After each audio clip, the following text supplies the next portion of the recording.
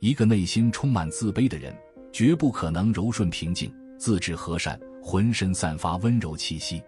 内心若不够强大，满身尖刺，想温柔也装不下来。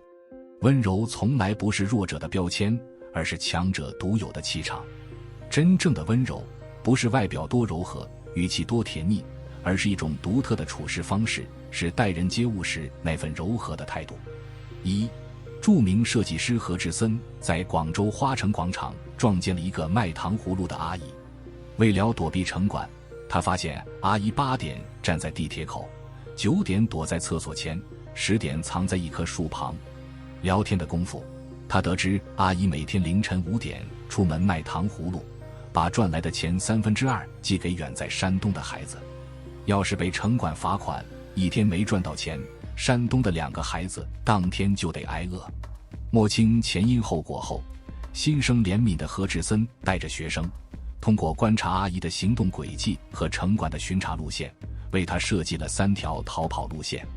后来，何志森调到广州非美术馆工作，他发现附近有个菜市场，摊贩们起早贪黑，辛苦不堪，他想为他们做点什么。于是他拿起相机，拍下摊贩们一双双饱经风霜的手，有的手整天泡在水里，肿得像发面馒头，有的手满是老茧，有的布满愈合不了的刀伤。这些照片被摊主们领回去，挂在营业执照旁，整个菜市场摇身一变成了大型展览。这一来，人流量暴增，摊贩们的生意也红了起来。有句话说得好，一个人的强大，不是看他怎么巴结比自己高的人，而是看他怎么对待比自己低的人。面对弱者，一个人的真面目才会暴露无遗。内心强大的人不惧强者，不欺弱者，甚至还会同情弱小，伸出援手。他们心怀悲悯，温柔地对待身边的每一个人，每一件事。有位作家分享过他大学教授的往事。这位研究中国古代史的教授学识渊博，公开课总是座无虚席。一天，他正在讲中国古代礼仪，突然，一个男生从座位上蹦起来，大骂古代礼仪是繁文缛节。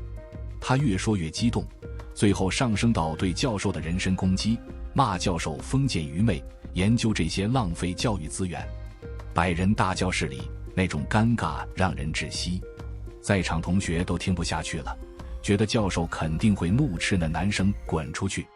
谁知男生冷静下来后，教授却笑着对他说：“我相信你来听这堂课，这一课就有它的价值。如果你实在接受不了，可以选择离开，毕竟还有很多人想听，你说对不对？”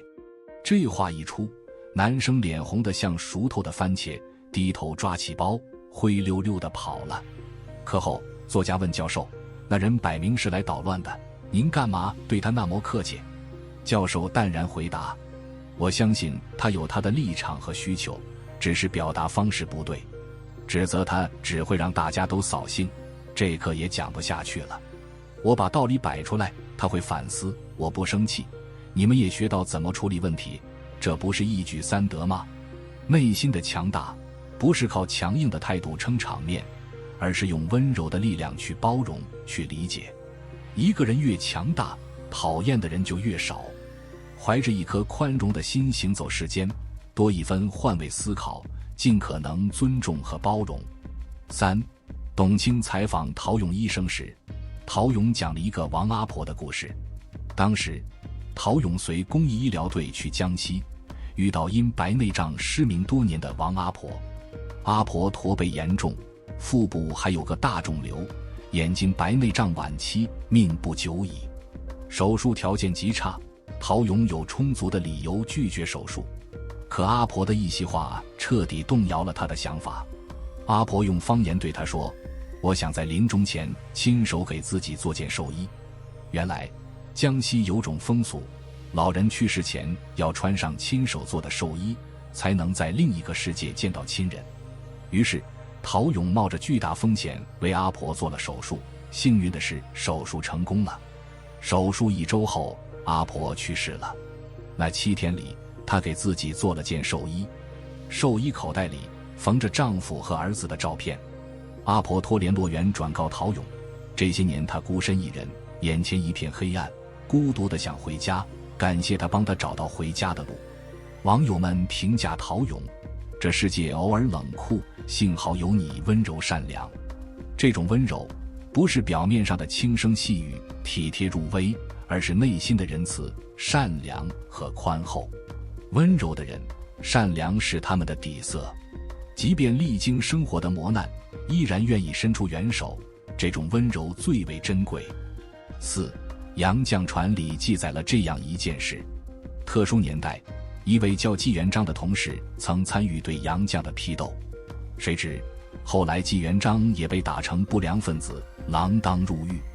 就在大家都以为杨绛会拍手称快时，他却选择了原谅。纪元璋家在农村，父亲常年卧病，妻子只能干粗活，一家老小的开销全靠他一人支撑。他被抓后，家里断了经济来源，生活陷入绝境。杨绛得知后，每个月往他家寄钱，帮他们渡过难关。而当时他自己的薪水也少得可怜。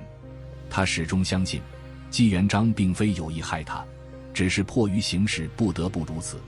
能体谅别人，接纳别人的痛苦，才是真正的温柔。比和颜悦色更珍贵的是一颗温柔的心。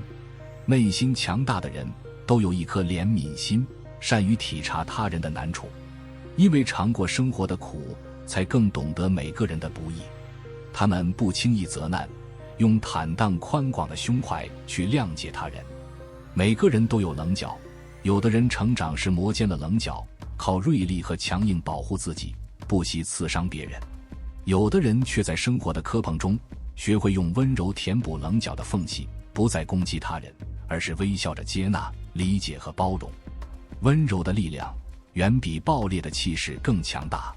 修炼一颗强大的内心，收起咄咄逼人的架势，练去锋芒毕露的锐气，温柔待人。请相信，你如何温柔对待这世界，世界也必将温柔回馈于你。